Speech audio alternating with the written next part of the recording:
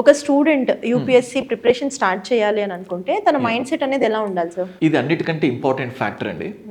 Like there is a saying, ఒక car నడపాలంటే like అందులో ఫ్యూయల్ ఉండాలి. ఆ కార్ ఎంత ఇంపార్టెంటో ఆ కార్ టైర్స్లో ఎయిర్ అంత ఇంపార్టెంట్ అంటుంటారు కదా. సేమ్ అలాగే యూపీఎస్సీకి ముందుకు వెళ్ళాలంటే first of all mind set. ప్రతిసారి కాన్ఫిడెంట్ అంటే వాళ్ళు సీరియస్గా దీంట్లోకి ప్రిపేర్ అవ్వాలని వస్తారు. ప్రతిసారి మైండ్లో ఒక క్వశ్చన్ ఉంటుంది, లైక్ నేను దీనికి సూటబుల్ అవుతానా కాదా, నేను క్వాలిఫై అవుతానా కాదా. ఇది వాళ్ళ దగ్గర ఉండిపోగా అందరికీ అంటే ఆ ప్రిపరేషన్ స్టేజ్లో ఉన్న ఫస్ట్ ఇయర్ ఎవ్రీబడి అన్న నా వల్ల అవుతుందా సార్, నా వల్ల అవుతుందా, ఏం చేస్తే అవుతుంది, ఈ క్వశ్చన్ ఎప్పుడు ఉంటుంది. సో నీ వల్ల అవుతుందా కాదా, it's not in your hands. నీ చేతుల్లో ఉన్నదల్లా ఏంటంటే సిలబస్ కంప్లీట్ చేయడం, ఆ సిలబస్ కంప్లీషన్తో పాటు ఎగ్జామ్ ప్యాటర్న్కి తగ్గట్టు ప్రిపేర్ అవ్వడం. సో లైక్ నువ్వు ఎన్ని గంటలు కూర్చుంటున్నావు, ఎన్ని పుస్తకాలు చదువుతున్నావు, ఏ కోచింగ్ ఇన్స్టిట్యూట్లో జాయిన్ అవుతున్నావు, డజంట్ మ్యాటర్. నువ్వు కాన్ఫిడెంట్గా ఉంటే ఆబ్వియస్గా నువ్వు చదివే థింగ్స్ కూడా చాలా ఈజీగా మైండ్లోకి వెళ్తుంటాయి.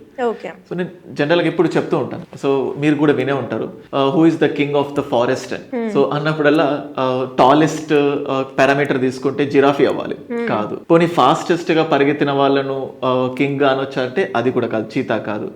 పోనీ చాలా స్టౌట్ గా బలంగా ఉన్న జంతువుని తీసుకుంటే ఎలిఫెంట్, అది కూడా కాదు. చాలా తెలివితేటలు ఉంటాయి ఫాక్స్, మరి ఫాక్స్ కూడా కాదు. మరి ఇవన్నీ లేని లాయన్ని ఎందుకు కింగ్ అంటారు అంటే ఇట్స్ మైండ్ సెట్.